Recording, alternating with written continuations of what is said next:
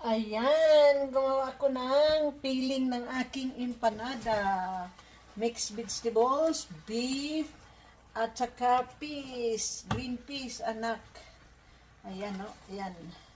Kasi nagawa na ako ng dough nito. Kaya ito na. Luto na siya. Luto na siya, diba? Luto na kaagad siya kasi kanina pa to niluluto ko eh. Kaya ayan.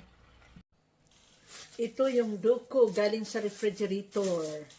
Tapos, gagawin natin ganyan para para mahiwa-hiwa natin siya ng mga anak.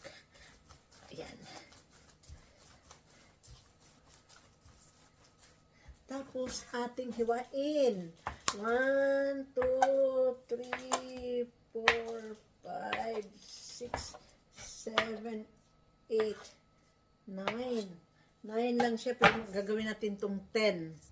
10 na dough ng empanada. Ayan, nilagay ko na yung peelings mga anak. Tapos iganyan mo lang siya ng tinidor para sila, hindi siya perito mo. Hindi siya, tapos igaganyan mo lang siya. O, yan.